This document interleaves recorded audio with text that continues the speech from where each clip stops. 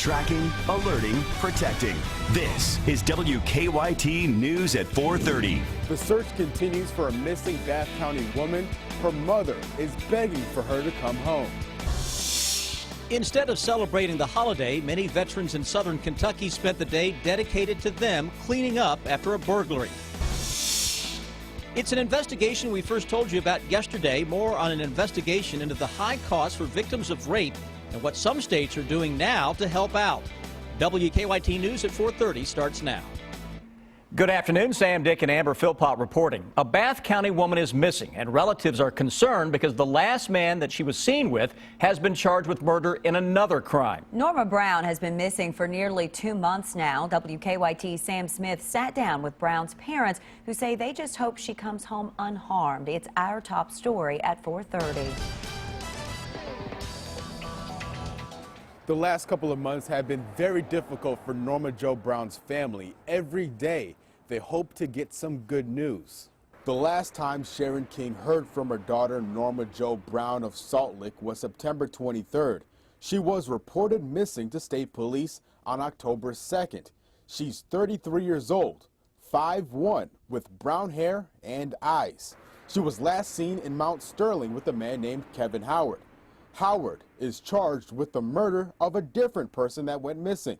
When Howard was arrested on October 8th, there was no sign of Brown. So now her family continues to wait to hear something about her disappearance, and they hope she comes home unharmed. I just want to know if anybody out there has known her or seen her. Please contact us and let us know. And Norma, if you're out there anywhere and you hear me, Mommy loves you and I want you to come home. State police need someone to come forward with any information about where Brown could be. In Bath County, Sam Smith, WKYT. Norma Jo Brown is 33 years old. She is 5'1". She has brown hair and brown eyes. The cold Arctic air has made its way to the bluegrass, and it appears it is sticking around. The temperatures we are feeling today are way below average for us. In fact, some parts of the bluegrass are even getting some snow showers, and this is some video from Hazard. So look at that pretty scene right there, early November. Chief Meteorologist Chris Bailey joins us now from the First Alert Weather Center. Those look like pretty good-sized flakes, Chris. Yeah, parts of southern and southeastern Kentucky, Sam, actually getting in on some very light accumulations for a little time this morning into the early afternoon. A lot of that obviously melting away fairly quickly, but it is just an indication that we are in a very wintry pattern. Here's a look outside in Lexington. Mostly cloudy skies, another little band of some light snow flurries and light snow showers just to our northwest. We've been noticing some light snows on and off throughout the day. 29 degrees as of right now. You want to see something that's even more impressive? The wind chill. It feels like it is 19 degrees in Lexington. Bundle up. I know you probably don't need me to tell you that, but I'm going to anyway. Let's pull out the full-blown winter weather gear and put it to good use as of now. Current temperatures range from the upper 20s to around 30 degrees. Those wind chills down into the upper teens. It will grow colder as the evening wears on. Live First Alert Defender. A little band of some light snow breaking out again across parts of Pulaski County into Wayne County, right on top of the Lake Cumberland area. That may coat a rooftop or two. Metro flurry, but look to our northwest, starting to see a little increase in the action that is actually coming in on a northwesterly wind flow. That will be in here as we go through the rest of the evening. Then, guys, we'll focus on the forecast that includes the threat for weekend snows. I'll have the very latest on what to expect when I come back in just a matter of minutes. It was supposed to be a day of remembrance and celebration, but this week, instead of celebrating Veterans Day, some Knott County veterans were busy cleaning up a mess from a weekend burglary. Brittany Nada talked to members of the Disabled American Veterans chapter who say they want justice in this Crime Tracker report. A group with a mission to help the community is now depending on the community for help. It's not fair, you know.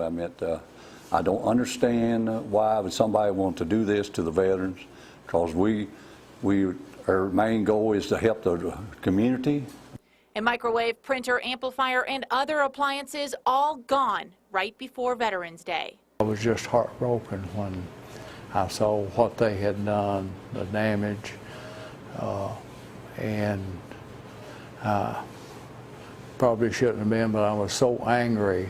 It was the damage from the break-in, chapter members say, not the items stolen, that has them so upset. We can't figure out why they have to destroy anything like they did to get what they did. Now, they use this door right here to get in, which looks okay on the outside, but on the inside, it's a different story. They had took a pretty good force to kick this door in. They kicked it in, all the casing was broke off, slabbed off. Members believe the thieves were looking for weapons and came close to getting them. Once they got past the steel door to the safe room and broke the combination lock, they tried to open it with a screwdriver. And looked like they was trying to prise this open for some reason or another, but they were on the wrong side. It opens this way, not that way. This was the most expensive damage that they did to our property here right now. But one veteran keeps one thing in mind. And we fought for those peoples that violated us and did this. We fought for their freedom too. In Knott County, Brittany Notta, WKYT. If anyone has any information regarding this burglary, you're asked to call Kentucky State Police. You walk away to your car in the driveway, open the door, and immediately see someone has been inside stealing your stuff.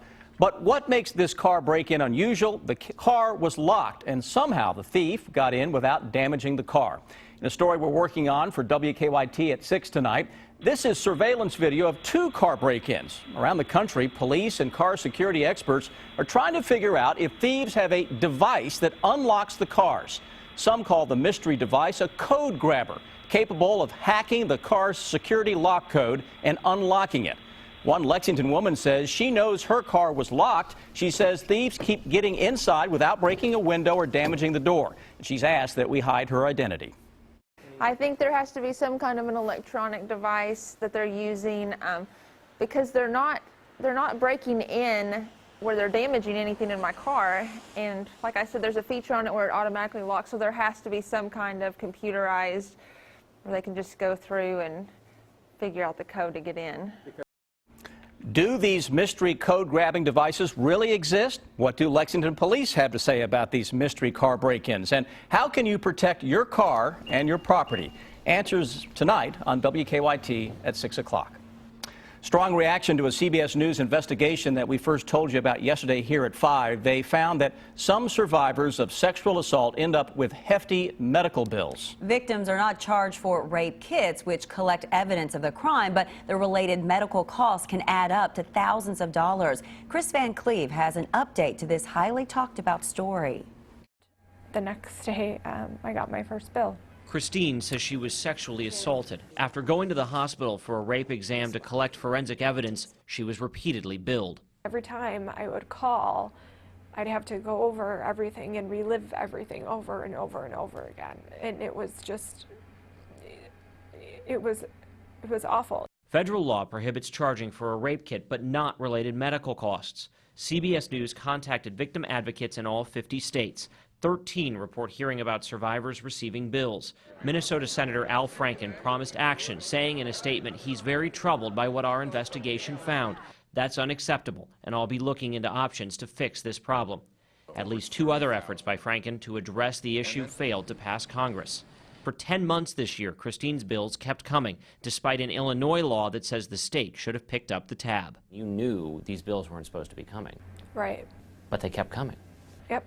I'd probably get one at least every month, if not more frequently than that. Chicago-based rape victim advocate Sarah Layden helped Christine resolve her bills, which stemmed from a clerical error at the hospital. Why does it keep happening, do you think? To me, failure to address it systemically within that hospital. The hospital that treated Christine says it regrets its mistake and has implemented new protocols to ensure it never happens again. Chris Van Cleve, CBS News, New York.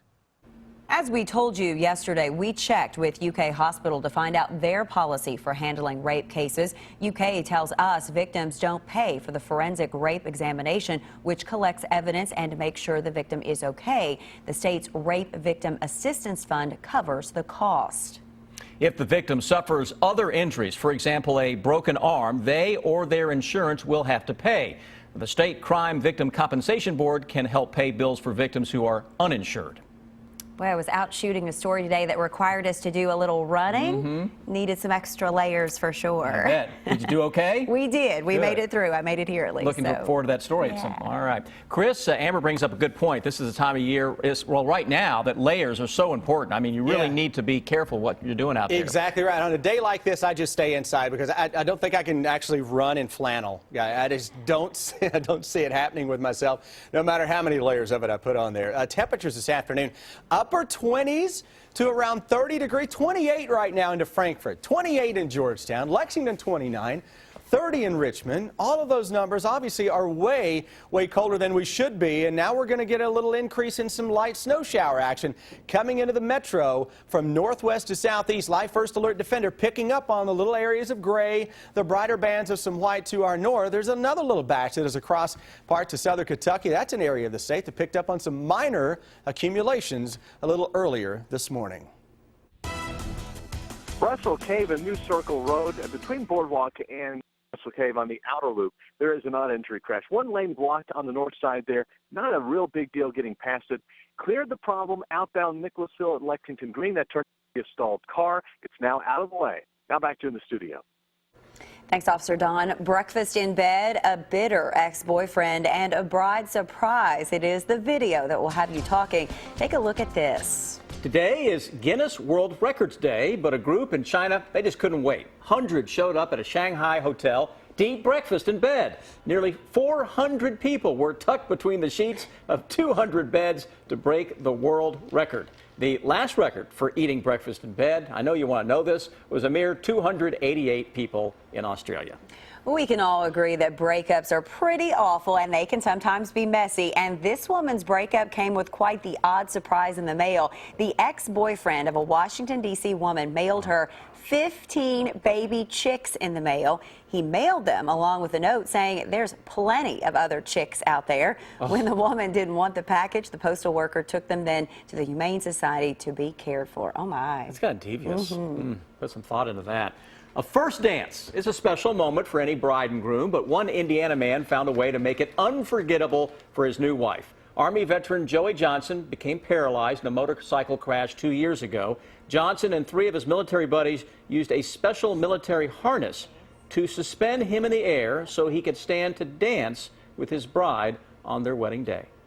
My stomach just dropped and I just still get goosebumps like thinking about it. It was so amazing just to see him and look at, each other in the eyes. How special is that? Johnson began riding motorcycles as a way to deal with PTSD from his time in the Army. Oh, what a great memory. What a beautiful sight to see there.